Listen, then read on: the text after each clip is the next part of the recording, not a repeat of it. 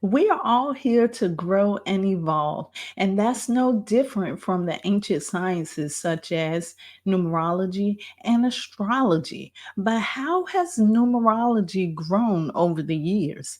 Today, we're going to talk about the evolution of numerology right here with our special guest.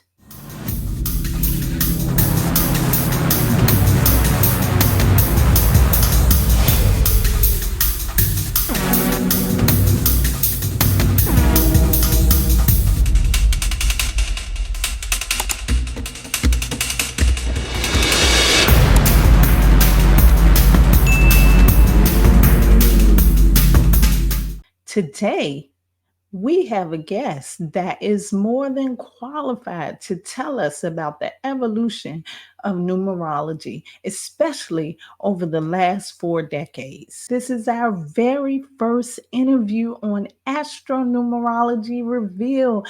I am so excited, and the guest we have today is more than qualified to answer today's question. We're going to be talking about the evolution of numerology. And I want to say to you, thank you so much for checking this out. Make sure that you like, share, and subscribe to get more content from this podcast. I am the host of Astro Numerology Revealed. I am Kimberly. I'm going to allow our guest to introduce himself today. Okay, Hello, Lloyd. Welcome back. Welcome to Astro Numerology Reveal. How are you today? I'm fine, thank you, and thank you for having me on. Yeah, I would introduce you, but I'm pretty sure everybody knows who you are already. But we're going to get into that a little deeper in a few moments. But I want everyone to know that this show was brought to you by Lloyd Strayhorn. And since he's already here, we're going to allow him to read the astronumerology forecast for today. Lloyd, can you please read the forecast for us today? Yes, first of all, today it is Sunday. It is the 22nd of September. The sun is now in the sign of Libra just a couple of days ago. The moon is in Gemini. It's an 8 universal month, uh, 3 universal week, 3 universal day.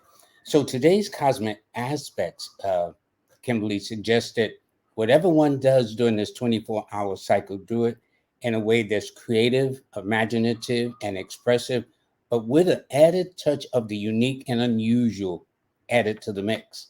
The first thing that people will notice that it'll make one, if nothing else, sit up and take notice. Secondly, is that you're likely to have them guessing what your next move will be.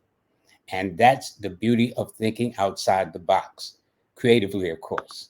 If you are Sagittarius or Pisces, or born on the 3rd, the 12th, the 21st, or the 30th of the month, then you're the one that's likely to add more charm and imagination and put it to good use. And that's the forecast for today. Thank you so much. Once again, that is the astronumerology forecast for today, read by the person who actually wrote it. Thank you so much, Lloyd. You Thank can you. get the A Star 8 mobile numerology app at astar8.com. That's ASTAR, the number 8.com. Or you can download it on Google Play, the App Store, or go to linktree/numbers and you. There's so much that you can do there, including sign up for the free monthly newsletter. So now that you've heard from Lloyd Strayhorn and the Star 8 numerology forecast, let's find out who he is. I told you we were going to get a little bit deeper into that today. Lloyd, who is Lloyd Strayhorn? Well, first of all, he's no big deal. Okay. He is a product of Harlem. That is, Lloyd Strayhorn, was born in the village of Harlem here in New York City. I grew up here. I was educated in Harlem. I still reside in Harlem. Harlem is one of the most sought after places to visit from people around the world when they come to New York City. Number one, it isn't the Empire State Building. It isn't the Statue of Liberty. It isn't Roosevelt Island. It's Harlem. And this is where I live. It's so historical. I am considered an astro-numerologist. That is one who deals with the stars and one that deals with numbers. Astrology, very few people, even the naysayers, even the skeptics, are familiar with astrology. Some would like to call it a pseudoscience, which means it's a fake. No, a science is a science is a science. And then I combine with it the spiritual or metaphysical side of numbers as well. So if you had somebody born like say August 22nd, well, we know by sign they are a Leo, but by numerically speaking, they are master number 22. So when you combine it, this is why I never run out of, the variations are so wide ranging, because all Leos aren't born on a certain day and not born in a certain year or at a certain time.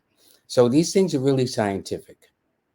They're really scientific, and they're very ancient, and they're very, and yet they're very accurate. They're very, very accurate. That's all I can say. How long have you been practicing? Can you tell us that? I've been practicing a long time. I'd say about What's a 45. long time? I'd say about 45 plus years of doing Okay, this. wow. Yeah. Wow, what an accomplishment. What Hmm. an accomplishment.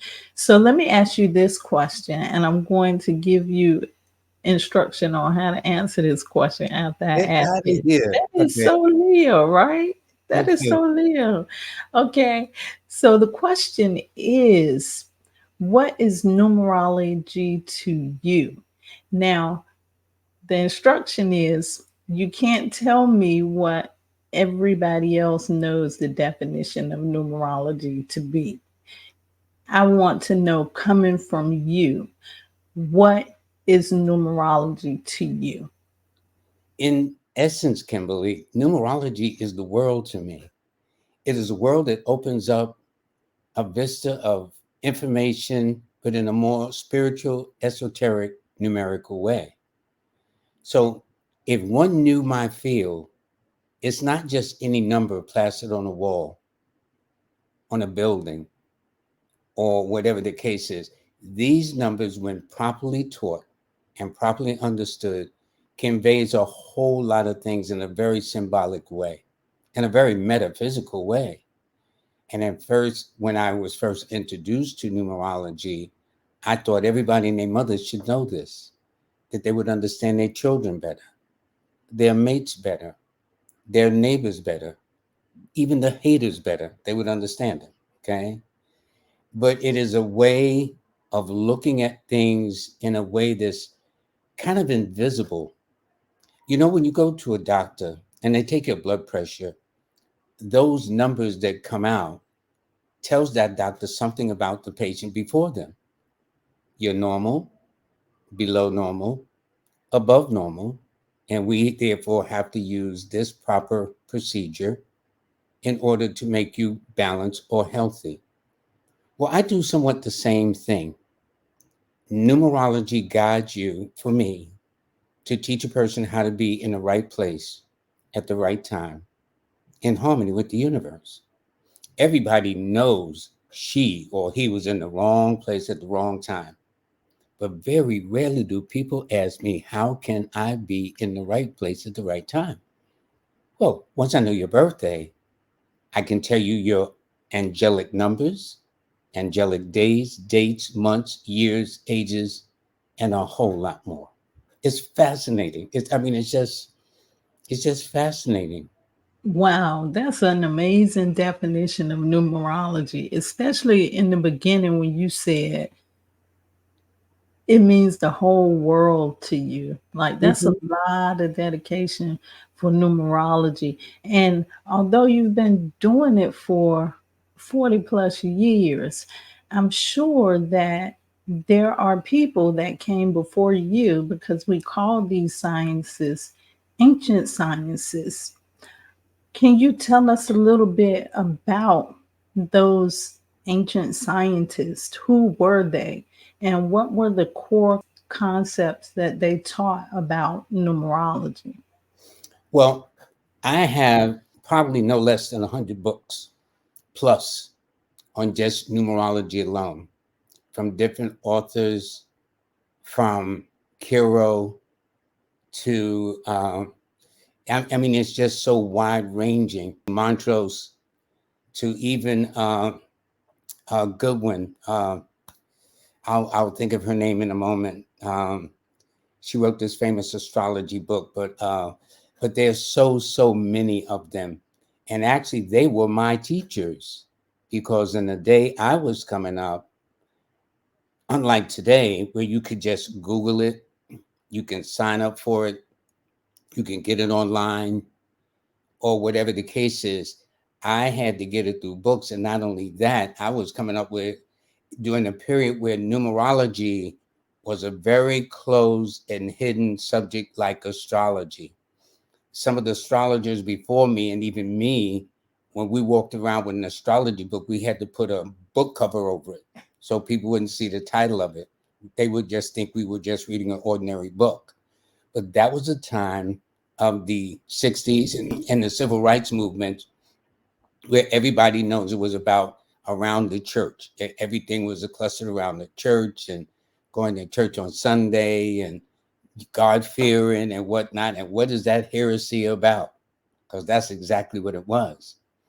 But later on, as I got deeper into numerology, I found that the kings and queens and financiers and movers and shakers and presidents of the United States and presidents or leaders of other countries have all used the ancient art of numerology. And I mean, it's just absolutely fascinating. And so that's when I got into it. So let me give you an example. When I got out of school, my mom and dad had very little education, formal education, as they would say. So they sent me, my brother and sister to school. We graduated. And so one day my father asked me, what did I want to be? And I told him I was interested in this thing called numerology. Well, for those who are not familiar with the way the Black family works, every Black family takes pride in having their first doctor in the family. Okay. So I guess he thought I would be the doctor of neurology, the study of the nerves. And then about 2 weeks later, he says, what was that again? And I said, I want to be a numerologist. That I really liked this. It really captured my time and attention. And his thing as a dad to a son was, well, if that's the case, how do you make a living? How do you feed your family? That I did not have an answer for him at the time. All I knew was I found something I love, and the next step was to figure it out. But that proved to be a very valuable lesson for anybody, that even though sometimes you may not have all the answers financially, if you have the passions, there always seems to find a way. But you have to be diligent. You have to be prepared for sacrifice. You have to be prepared, like I did to ask myself, was I crazy? Okay. Lloyd, you trying to feed a family, and you fooling around with this nonsense up in there, and you know what I'm saying? And then I had an auntie that did this, then. So it was not easy, but it wind up being the best thing because it taught me resolve, persistence, diligence, dedication, and a whole lot more. And it paid off way beyond my imagination. Little in my wildest dreams that I would write books and be in newspapers and have a successful radio show for over 21 years. And I mean, it's just amazing. And I thank the Most High, but of course I have to give my parents credit because they really shaped and molded me to make me who I am. So that's all I could say. I love it. I love what I do. Speaking of that passion, I think you kind of answered it a little bit before, but let's just be clear about this. When you were growing up, little Lloyd, Hmm. was there any influence? Because A lot of times I notice that people that practice metaphysics or study metaphysics, they come up in a background that they were influenced metaphysically. But my question is, was there anybody around you during the time of you growing up that kind of pushed you over to numerology, or what made you really like kind of start getting into numerology? Was it something taught through family, or is it something you just picked up along the way? Great question, and quite the contrary. I grew up in a Baptist family. We had to go to church every Sunday. I went to Bible school. I was an altar boy. I even went to a seminary college in Virginia. Okay. And what happens is, for me, I got in kind of through the back door because I had always been shy, even to this day. As long as I've been doing this, I'm somewhat bashful. Although people would say, "Yeah, not you, Lord, yeah, right." But I've been doing it so long, it's like an automatic pilot. But what happens is, I was very bashful in junior high school when it came to talking to the girls. I didn't seem to know what to say. It seemed like my friends were more like, they had the line, they were the suavitos and stuff like that. And then I came across this thing known as Aquarius. I found out I was an Aquarius, and I went hard. I read everything I could about Aquarius, that we were the most dynamic people on the planet. That goes for all the signs in the zodiac, by the way. That most of us was in the Hall of Fame. Most of us was in the crime of fame too. Okay. That we were very, very unique and whatnot. And that built my confidence. So when I left for college, I had a friend that we would share in the frat room. I was a member of several fraternities. In the frat room, we'd stay up all night talking about the zodiac signs. But you got to understand, I was in a seminary school, which would have been heresy to hear this thing. And slowly but surely, I found out that in the Bible, in the Old Testament, the fourth book of Moses happened to be called the book of Numbers. And that this led me on my way. So one thing led to another. But I think what triggered it for me was the fact I was very bashful and shy and didn't seem to know what to say around the girls. And that kind of started me on my way. Question, since it seems that a lot of people felt back then that numerology was against religion, do Mm-hmm. you think that has changed over the last 40 plus years? Well, it's changed a lot. Whereas, as I said again, when I first started, if I were to walk around with a numerology or even an astrology book, I'd have to put a book cover over it. You know what I'm saying? Where, because people couldn't look and say, "Well, what's that you read? Why are you reading that stuff?" You know what I'm saying? Because it was kind of like taught that astrology was kind of sinful. It went against the laws of God. I remember going to St. Louis one time to be invited as a guest. And instead of the minister at the church introducing me as numerologist Lloyd Strayhorn, he says, "And now we'd like to introduce Prophet Lloyd Strayhorn." I said, "What?" I was not ready for that title, okay? so, so, and I was in the Bible Belt too. So, it's I went through a lot. I went through a lot, Kimberly. But if one was to ask me would I do it again? Oh yes, because what I did, I'm so kind of determined in my own way, and what I did, and maybe this will be a clue to anybody who pursues something that may be outside the norm or whatever the case is. I deliberately burned my bridges behind me, so I had no choice but to go forward. Yeah, how you going to feed your family? I had no idea. I just knew I found something I was in love with. And then I found, in fact, on adding to that, I was pretty good at it too. So that helped quite a bit. Then it was that logic that Dad had asked me before. Well, how do you feed your family? And how do you pay your bills? How do you do this? How do you do that? It was a very slow process, and there were times when I really, really questioned my sanity. That, Lloyd, you could have had that good job you walked away from, okay? Um, and I mean, on the day I walked, I had to take this kind of review to explain my product and services I was selling. And they said that was the best presentation I got. And I was so nervous because that's the day I handed in my resignation. Um, so there was a lot of things. There was quite a few things that will test you, I guess. But again, I would have no regrets if say would do it again. Yes. Do it better. I don't know, because I think God tests us in all kinds of ways to see how serious you are. I think if everything is handed to us on a platter, we would do it with no appreciation. But by being at points in times of questioning my sanity, looking at my family going through the changes they were going through, and I was doing the best I can.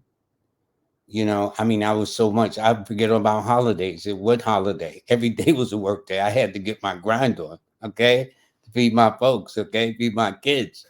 So it was just, but, and then what happened one day was there was a store that was established in Harlem. It was the Tree of Life bookstore. Well, I always loved books because that's how I learned. Because see, at the time I was coming up, there were no teachers, there was no Google, there was no research, there was none of this. So I had to buy books. At that time, they had Mason's bookstore, Llewellyn George's bookstore. They had a lot of bookstores in Harlem relating to metaphysics, and I was such a frequent visitor to these stores. They would even go into the back of the store and give me some books that wasn't out front. Okay, so to this day, you'll see I still got a book like 1973 and 19 so and so, because I would put the dates in the books. I would even buy books that went beyond my pay grade at that time, because I figured if I learned enough, eventually I would get to those books, and I did and went past them. So I started at the Tree of Life. The gentleman's name was Kanya, a Virgo born September the 8th. And he and Dr. John Moore was born on the 26th of December. So these two gentlemen were tight. Dr. Moore was the herbologist, and Kanye was the scholar. And one day in my shyness, after studying quietly for 7 years, I just worked on me. All I would do is read about people and I would buy the New York Times every Tuesday, because every Tuesday they had man in the news and woman in the news. And in there, they would have whoever it was, they give their birthdays, and then they give highlights about them and things of that nature. And that's how I began to do my research. By that time, I read all my family members, my relatives, things of that nature. And then one day I approached them about, I've learned numerology, and God bless Kanye. Without hesitation, he says, "Yeah, sure. When you want to get started," and that led to it. It was called. They actually called it UCLA, on the University of the corner of Lenox Avenue, and that's what it was right there, Lenox Avenue and 125th Street. And on the other side of Lenox Avenue, on 7th Avenue, was Oscar Michel's bookstore. You know what I'm saying? Where many of Malcolm X and all the others, Charles Kenyatta, the Reverend Wyatt Walker, and all these people spoke in Harlem. I came up at a very, to me, historical time in that way. But this is how I got my start. And so one day, God bless one of the people that worked there. His name was John Harris. September the 4th was his birthday. And he would come up to me and says, when you going to write that book, brother? What book, man? Get out of here. You know what I'm saying? Because writing a book was the furthest thing from my mind. I just love what I did. And this way I got an opportunity to begin to read people. And he would every now and then, brother, when you going to write that book? So when I wrote my first book, to this day, I'll never forget John Harris, who's no longer here, bless his soul. But he was the one that would drop a dime about, when you going to write that book, brother? He'd just say it casually, you know. And so then I went from no book to 6 or 7 books that are now seen on Amazon for people that will want to get it. But it was a wonderful, wonderful experience. And then I come out of the hard-nosed city of New York. Missouri is called the show me state. Well, actually, New York should be the show me state, because I'd say I do their birthdays and this, and yeah, so what? What that mean? Okay. Man, I'd almost come home with a box of Kleenex. You know what I'm saying? Like, but it was good for me. It was good training. So to this day, after all these long decades of doing this, my approach is still to be very pragmatic, because that's the environment I came out of. It wasn't no do esoteric. People wasn't, not New York City. They wasn't down with none of that. Yeah, if this is so, what does that mean? What can I do with this? And rightfully so, coming out of the community I was born in. And so to this day, I always try to use common sense. There are people that have other, um, shall we say, schools of thoughts about the subject, and it is nice. I learned a lot, and every time I teach, I learn. So people want to call me Baba Lloyd. Some people want to call me Elder Lloyd. I understand where they're coming from, because I've been doing this a long time.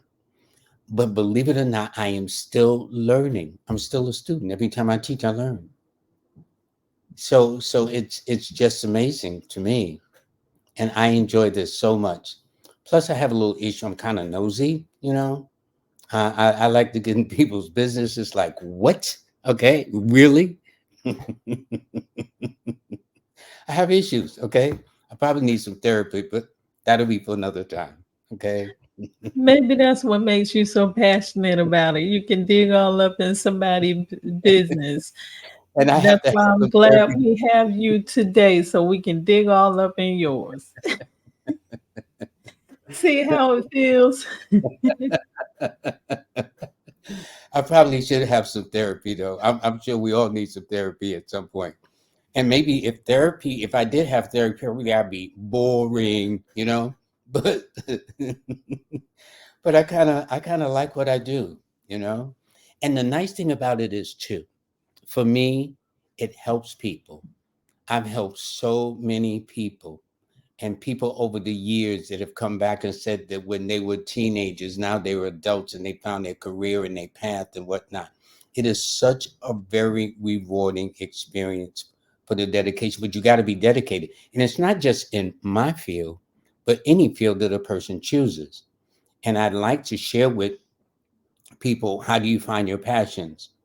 So I came up with this idea. This is all Lloyd Strayhorn, that like, on there'll be 3 sheets that you write. Sheet number 1, you write down everything you wanted to be since you could remember. Don't have your friends around. Don't have your family members around. Girl, you can't do that. Man, you know you're too old to do that. You know you can't run no Olympics anymore. That ain't the point. The point is that you want to write down everything you want to do. Jump out of an airplane, ride a motorcycle, jet skis, whatever the case is. The second list comes from this first list. Of that first list you wrote down for the second list, what on the second list is going to pay the bills? Buy your food, pay your rent, your mortgage, your car notes, feed the family, things of that nature. And from that second list comes the final or third list. From that second list, if you were not paid at all, what would you love to do? And that's what will help you. So if everybody's got a passion, we just don't know how to look for it. We're so busy with 9 to 5s, the pressure of meeting ends and feeding family and taking care of ourselves, that every single one of us have a passion. It's just finding that passion. If I think they take that list, write down everything, second list, okay, from that first list, what of these things can pay my bills? Just we be realistic. We live in a world where we got to meet obligations, pay bills, this, that, and the other. But more importantly, and I knew if somebody had called me 3 or 4 o'clock in the morning and gave me their birthday, I'd rub the sleep out of my eyes, turn on the light, and I'm ready to go. That's when I knew I really loved this.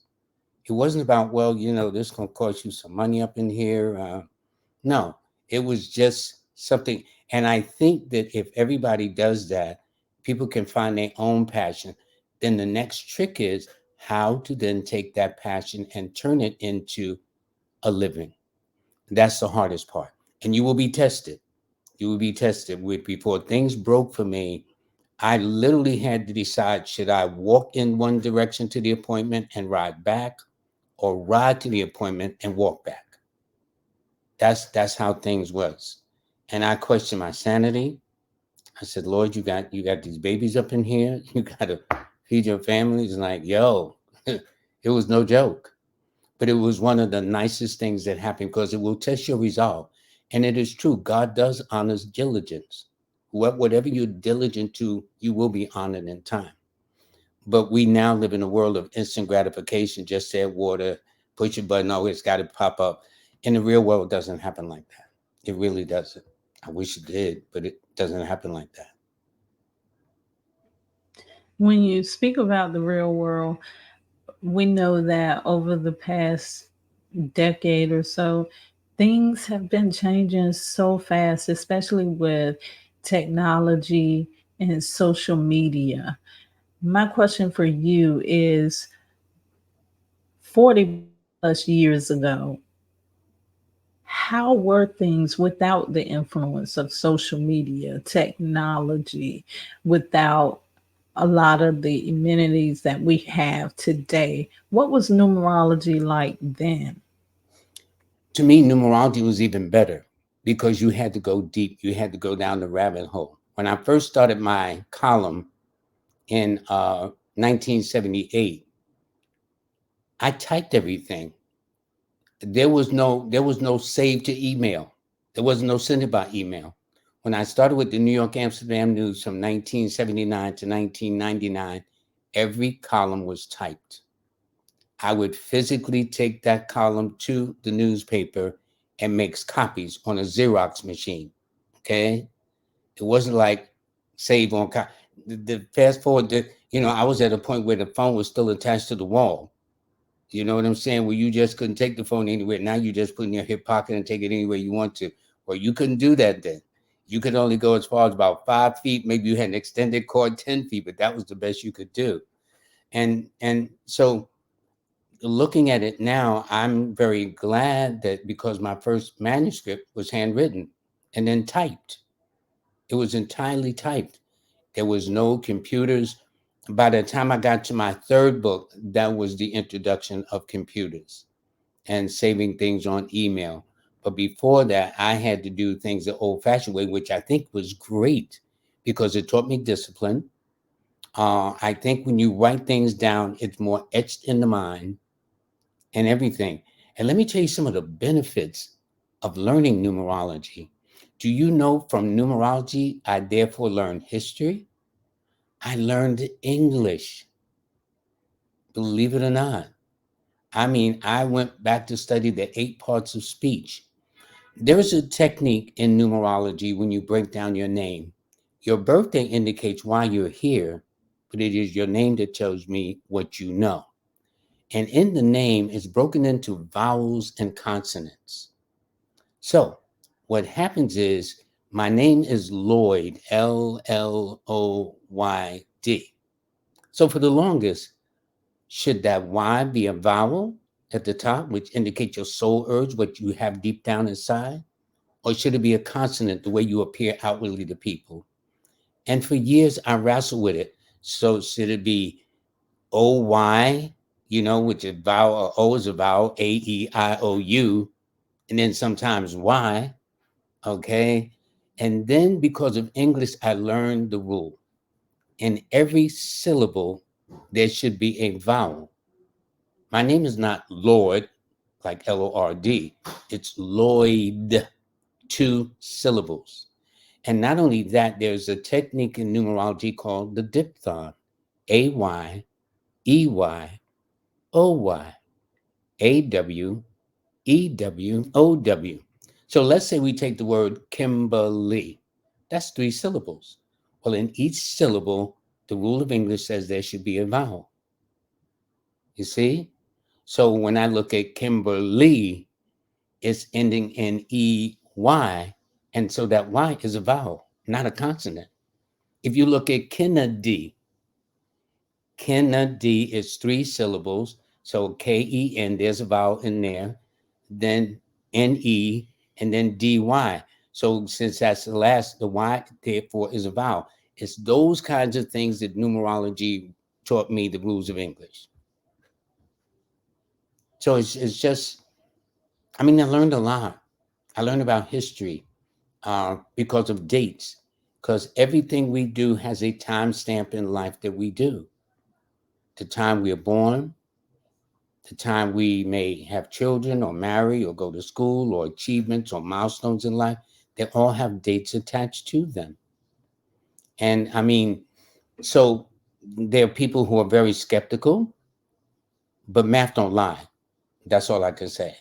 Now, I can get all emotional and get up on this table and come down, but when I finally settle 2 plus 2, it's still going to be 4. Okay, there's no other way to put it. And in fact, the universal language of the world is mathematics. I just happen to deal with the more spiritual, esoteric side of mathematics.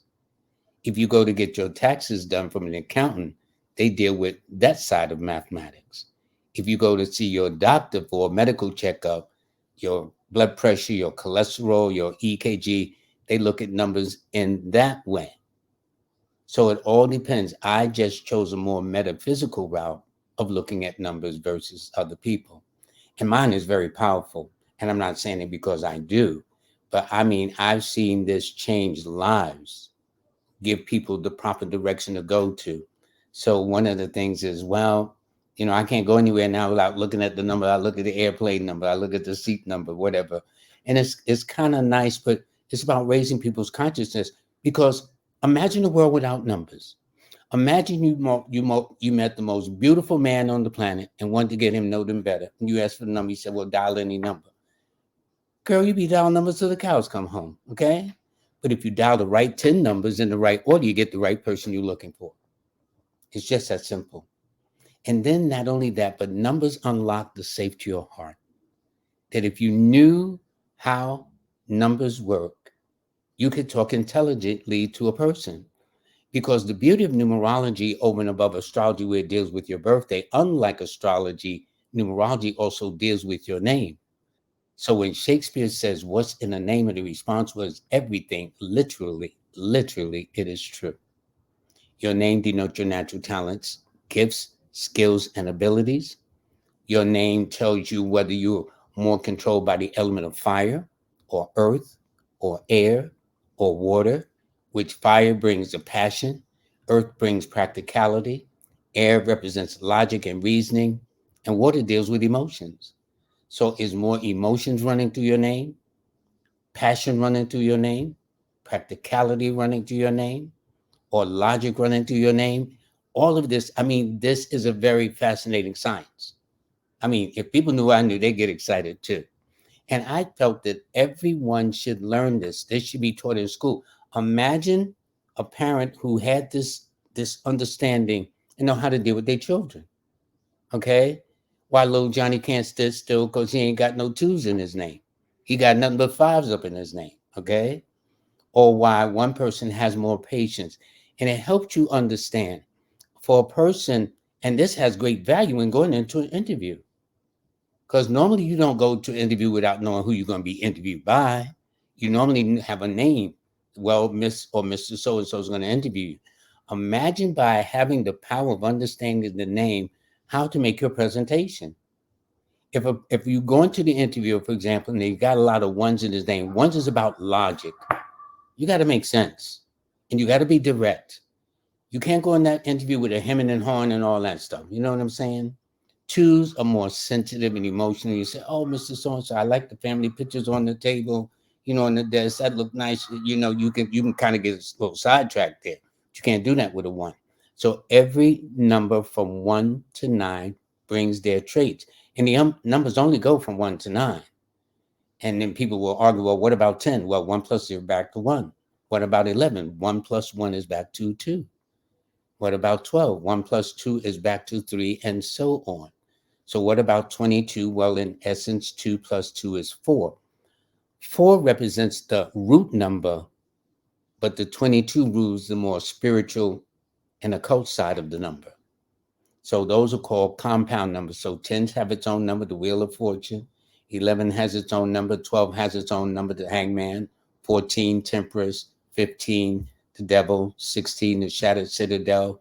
17, the eight-pointed star of Venus, etc., etc. All these numbers have their own definitions once you get past 1 through 9. But it helps you understand.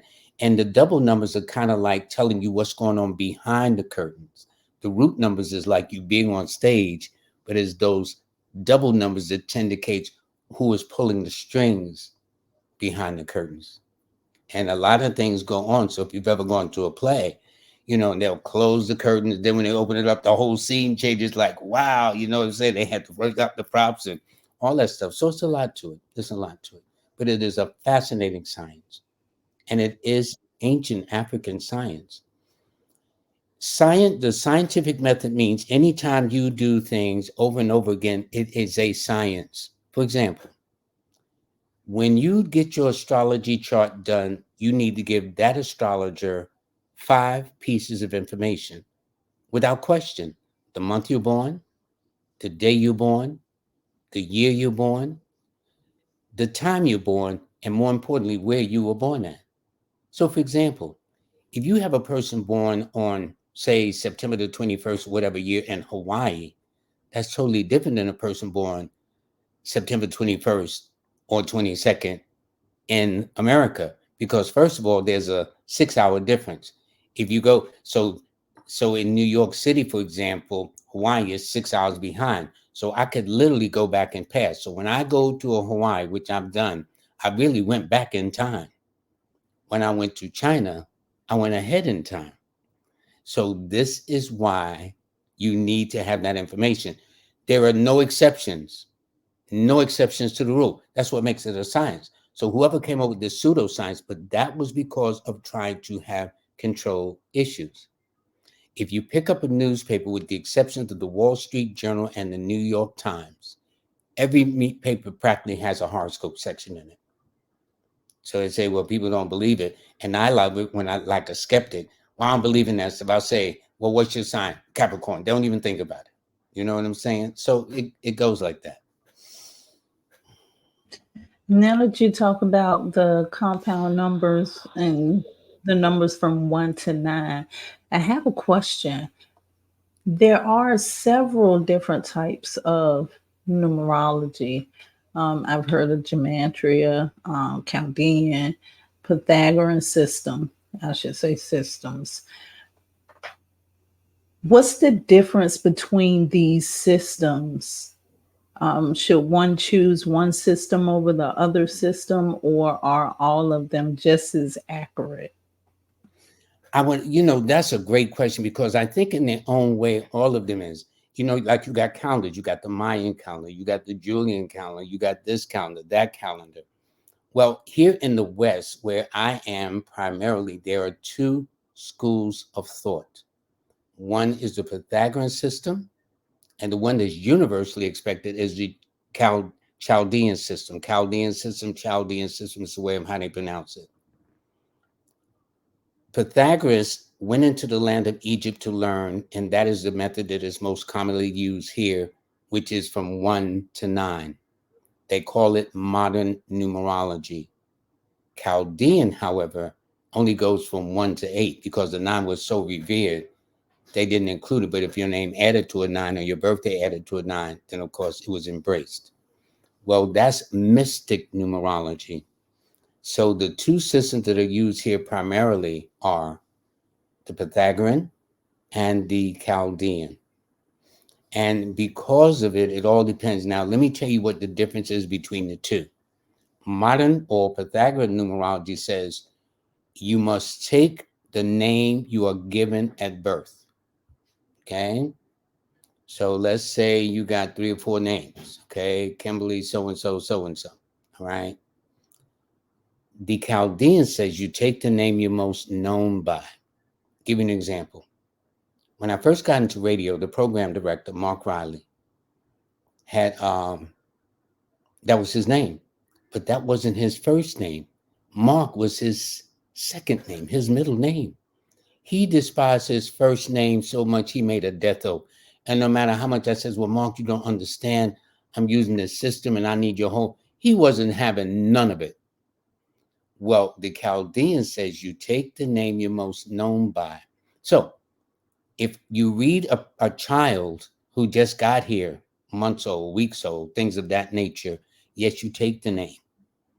But almost always, whatever name we were born with, we now normally simplify it as a first and last name only. Okay. So that's how we do it. And then people change their names. People change their names. It evolves through marriage. It evolves through faith of religion. It evolves for alias reasons. Okay. So there's all kinds of reasons why people change their name. One of the gentlemen that kind of a Leo, Bill, who kind of like took me under his wing and got me started because we used to sell in the street and all this other stuff. His name was Willie. He never liked Willie. He actually talked his mother into signing a. He said this was the paper that he had to sign to go on a trip. The paper was to give him authorization to change his name from Willie to William, and that's what he did. He never liked it, you know. there's some things that people should know about their names. 3 things at least: who named you, 1, 2, why did they name you, and 3, what does the name mean? If a person can understand just those 3 components about their first name, because your first name is your active name. So you, like we started job, hi, I'm Lloyd Strayhorn, hi, I'm KimbaleyWilliams, right? Well, by the end of the work week, it's hi, Kimberly, hi, Lloyd. We're on a first name basis. So it's about knowing who named you, why they name you. Oftentimes you can tell by, and see, the power of numerology and astrology is by the time you do the name, like under the Chaldean system, my name Lloyd adds up to a 9. Well, 9 is governed by Mars, it governs Aries. Well, that happens to be my father's sign. It governs Leo, which happens to be my sister's sign. It governs Scorpio, which happens to be my brother's sign. So the name tells a whole lot. So I was named by my father. I'm a junior in that way. And so the name can tell a lot.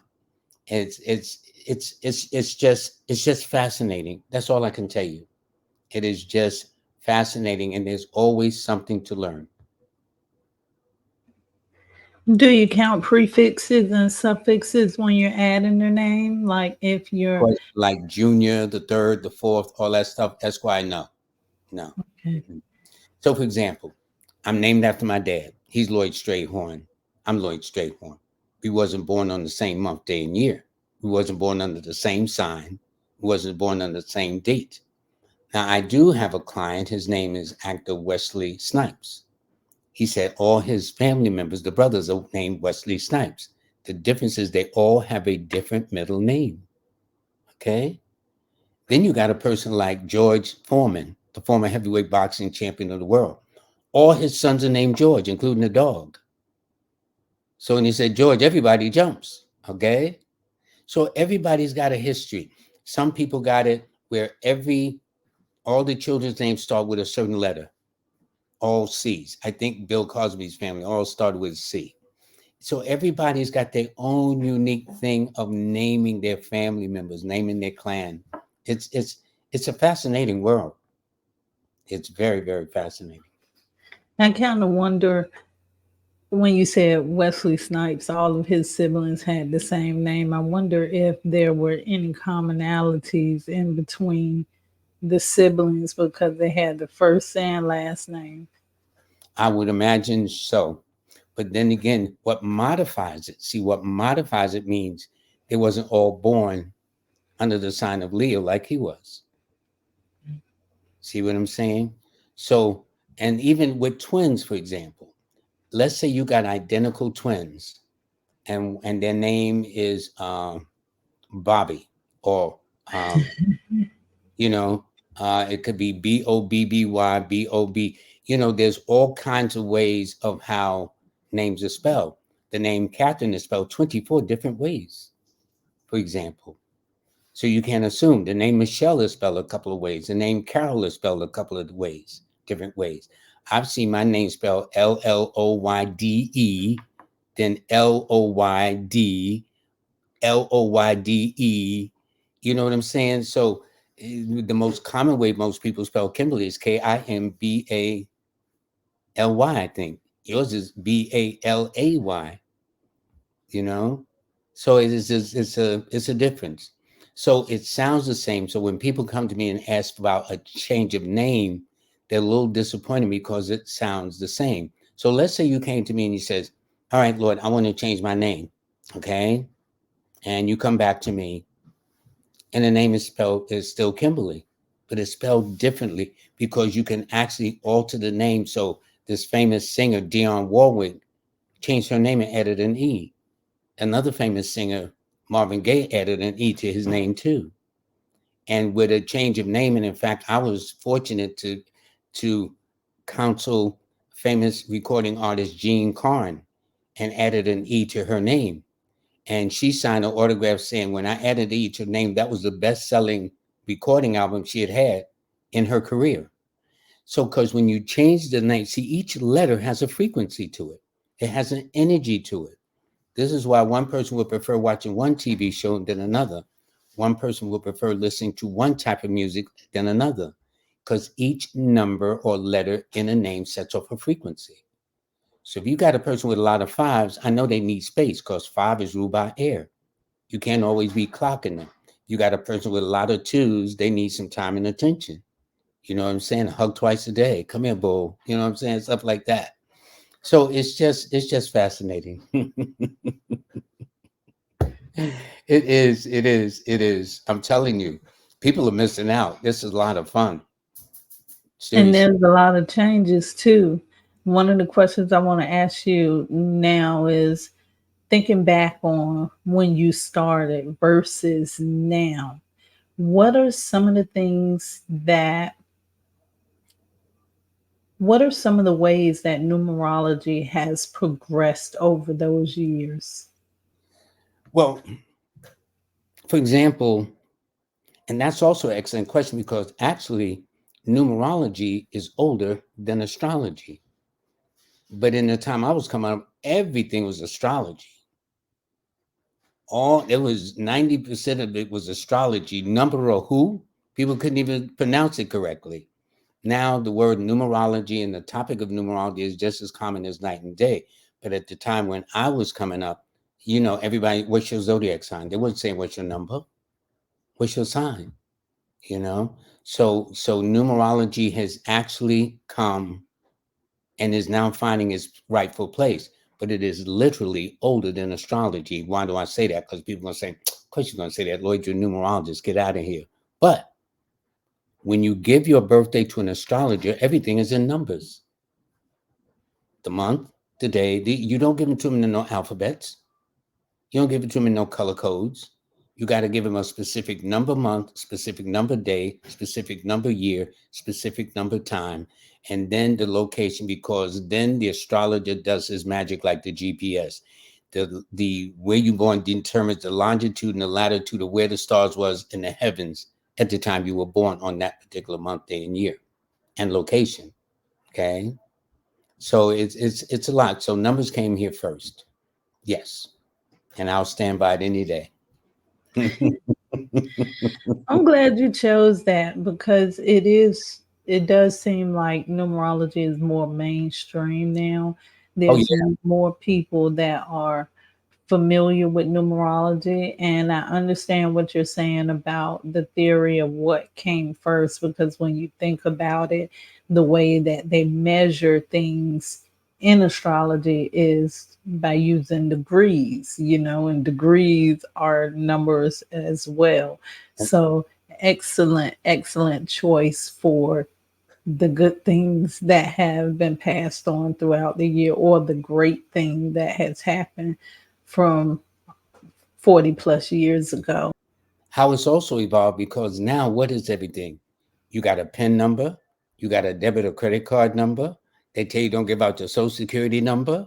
You know what I'm saying? Everything now is numbers. Everything. Everything you And do now is numbers. Imagine watching a sports game. How can you tell who's winning without the score? The greatest honor for an athlete is to have his or her Jersey retired. The number retired that ever, as that long as that franchise exists, no one could ever wear that number again. You know? How do you determine a race? How do you determine this? And I tell people, if you don't believe in numbers, can you please send me your paycheck? And I've been waiting 40 plus years. Ain't nobody sending me no paycheck, okay? So somebody got to believe in some numbers. So, One of the interesting thing you talked about is like the social security number, because yeah, think about it now. We're being told to be so guarded over personal identification information, such as birthday yeah, and yeah, social security number. So, yeah. do you think that there's some people in higher places that believe some of the same things about the numbers that we do? Some of the most powerful people. And I'll go back to the early 1900s. J.P. Morgan, the famous financier, when the press found out he was using astrology and they approached him, was it true that astrology makes millionaires? He says, no, it makes billionaires. He was actually taught by Evangeline Adams, an Aquarius February 8th astrologer, the science of astrology.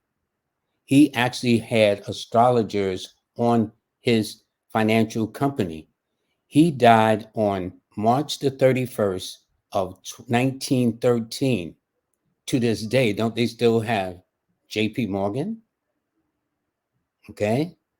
That's all I'm saying. So we better watch out. Yeah. Yeah. Or we better power up. Everybody needs to learn how to use these sciences in order to benefit them. And as Lloyd said, be in the right place at the right time.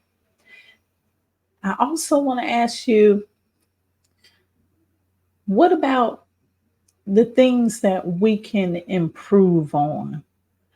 What areas would you like to see us grow in numerology or astronumerology in the future? What do you like to see elevate or evolve? How do you want it to evolve? I would like to evolve it where it is taught in the public school system. That in schools you have guidance counselors, right? So when a person in high school is wanting to know what careers they could pursue, just by the guidance counselor knowing numerically their birthday, numerically their name.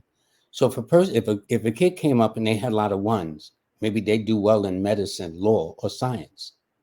If they had a lot of twos in their name, maybe they do well in the area like a nutritionist or dietitian, or do well in computers and technology and counseling.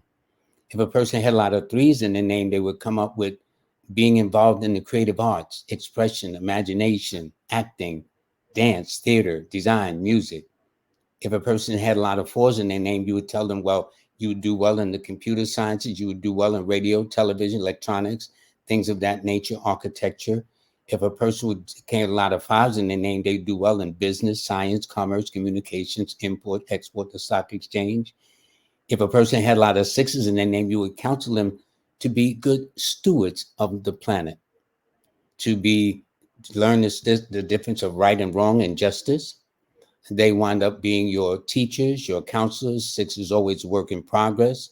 They wind up being counselors and advisors. They do well in banking, law, real estate, things of that nature. If you have a person with a lot of sevens, I tell them they should be analysts and researchers and investigators and detectives and get down to the bottom of things. A person number eight, well, eight is the executive number, to strive to be an entrepreneur or a banker or real estate or things of that nature. And a person under number nine, well, they normally would have good opinion of themselves. I tell them whatever they do, they should do things on a very universal, global, international nature. So you could give that youngster some direction, that young man or woman, some directions of how they should go. If they knew this, and imagine a parent at home before their baby is even formed in a way. So when they're 3 or 4 or 5, to give him or just observe the baby. Again, if you got a little, I noticed like two babies, two children, they're very huggable, they're very affectionate. They need some sugar twice a day. They want the last ones to leave their parents' bed. girl, you better get out this bed. Boy, you better get out this bed. You know, because all the children at some point always like to sleep in the parents' bed. Well, number twos, they the last holdout. They're going to hold out until they literally kicked out. The number one children, the number three children, they busy. They're very independent. You know what I'm saying? Where are they? Every single number represents a characteristic, which gives you an idea how we as human beings behave. It's fascinating to me. It is fascinating, and that's a brilliant answer because when you think about a lot of the issues that we deal with in society, it's because a lot of people don't really know themselves. And I feel as if you learn these sciences for yourself and teach them to your children, it can prevent a whole lot of things. Say, for instance, like there's certain children that they say they have to put on certain medications because they are overactive or whatever. And sometimes it's really their numbers and they're just acting out as Exactly. their numbers. Exactly. Exactly. That's well put because five is a very active number. They can't sit still. So because they don't have that metaphysical understanding, they will misinterpret that child incorrectly as being hyperactive. You know what I'm saying? And you know, we must to thine own self be true is another Shakespearean thing. And so we're in a culture now that we try to call shape it. Well, even they even give the dogs Prozac. Go figure. How do you know a dog needs some Prozac? Okay, I don't know how you do that. Can you see the dog says, "Listen, you know, I need a little Prozac up in here." I doubt.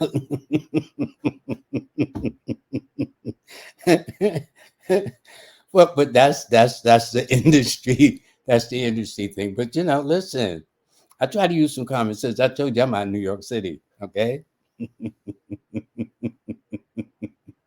Yeah, I think numerology can save a lot of people and maybe even some animals. Exactly.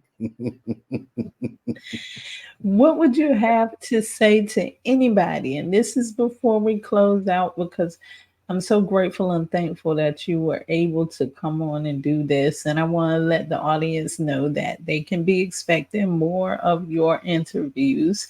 But before we close out, I want to ask, what about those people who are still on the fence?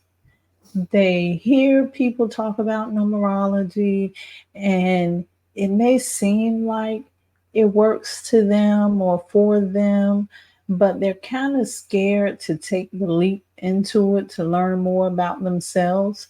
What guidance would you give them to help them move forward? You know, that's also an excellent question. I'm enjoying this interview. I got to be honest. I love the questions because of the fact that as I was coming up, numerology was taught that that was a sin.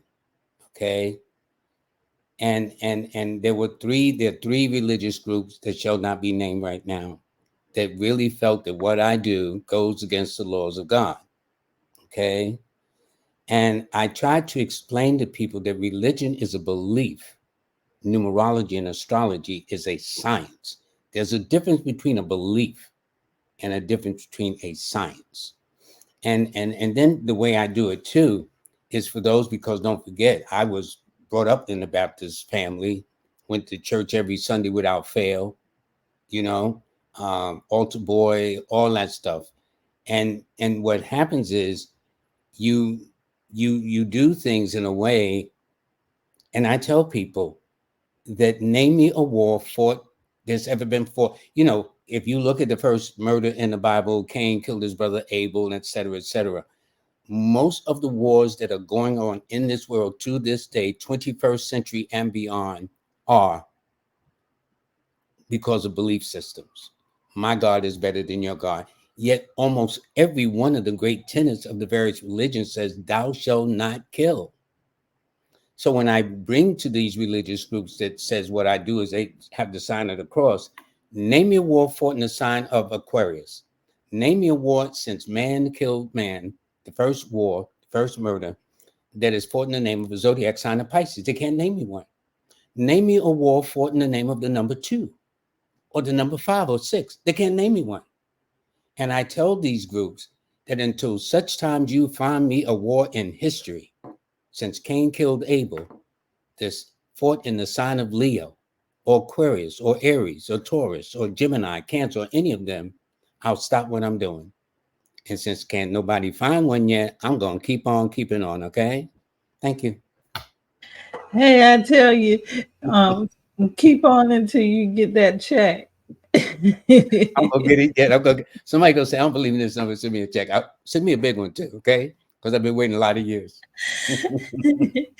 Exactly. Well, there we have it. We were so blessed to have Astro Numerologist LLoyd Strayhorn here Oh, can today. I say Thank one you thing so too? much. One more Sure. thing. The beauty of numerology is this: you don't need a degree, high school degree. You don't need a college degree. You don't need a master's or PhD degree. You don't even need a GED degree. The numbers are very simple. Primarily, it is the majority of the numerology is addition. 2 plus 2 is 4. Simple. It's no complex like algebra, geometry, calculus, all that stuff. It's real simple, real simple.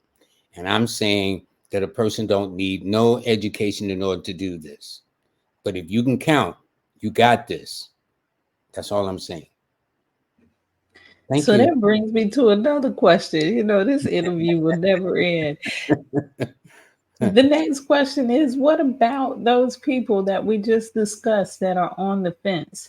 Say they finally decide numerology is for me, but they decide that they want to do this like you did, make it a profession. Well, they What can. They can. And in fact, I'd say they should jump it with both feet in. Don't dip your toe in it, okay, to see how cold the temperature is or whatever the case is. Go all in. You will have no regrets because don't forget, everything you do is numbers. One of my challenges is to get up in the morning and go throughout a normal day, but don't use numbers. Don't look at your clock. Can't make a call. Can't get a call. There's nothing you can do. There's nothing you can do. Can't get no gas. Can't get on no elevator. Can't go in your building. Everything we do are numbers. Numbers are so part and parcel of what we do. We just take it for granted. It's just a number. But now they tell you, watch your social security number, watch your birthday number, watch your PIN number. Now they've got it to a point that if a person has seriously, somebody, I got a text this morning, keeping it real, where somebody had, the bank had said somebody was trying to spend $49.95. Shucks, I should play that number. But the point is, did I do it? Yes or no? And I pushed 2 for no. So see how numbers are working. And then people's bank accounts are ripped off, their cryptocurrencies are ripped off. All are numbers. All are in the name of numbers. So what I'm saying is, I'm trying to make a point that you can't. So you might as well embrace the more spiritual and metaphysical side of numbers too. It will guide you. That's all I'm saying. And where can they learn how to do this as a profession? Well, there's a couple of ways. I teach it as a profession, um, how to do this. And what they can do is go to linktree / numbers and you, linktr.ee / numbers and you, linktree / numbers and you. Oh, also, when I was coming up, they didn't have no apps, no mobile apps. I now have an app for the phone. It's called a star 8, ASTAR, the number 8. Just get it on download it on your Apple, download it on your Play Store, or go to my website, astar8.com, ASTAR8.com, and do it that way too. Just download it. All of this was unheard of when I started. Unheard of. Books, classes, Google, teachers, but here it is. So it tells you if you're diligent enough, you will catch up with the time. I'm glad I hung in there. That's all I can say. We're glad you did too, because we've gained so much wisdom, guidance, and understanding from you. Thank you so much. I look forward to our next interview. Me which will be too. coming up soon. And make sure that you check out the Astro Numerology forecast for each and every month. It's me and Lloyd Strayhorn. Lloyd Strayhorn is, of course, giving the forecast, and I'm there just helping him along. But you can find that also on this YouTube channel once a month, and he breaks it down month by month. He breaks it down by the week, let you know what you can expect for the week, and it's very interesting. So make sure that you check that out. And did you have any closing words before we go? Yes. As you say, I got excited, but I love this with such a passion. And what I'm saying is, every one of us have a passion to a degree that we love it. We know how to find it. And I'm saying everybody should search it. We all have a very limited time on this planet, a beginning and an end, a sunrise and a sunset. Life is not like a video game. When you get zapped, that's it. It's a wrap. It's just that simple. And so what I'm saying is, and as I often says, we are so busy looking, and now I think the thing is like what Taylor Swift, whatever she's doing, or Kim Kardashian, or whatever they're doing, but they're not gonna come and pay your rent, buy your food, pay your bills, things like that. And that's not to take anything away from these celebrities, but in the eyes of God, we're all celebrities. You got to understand that we're all very special.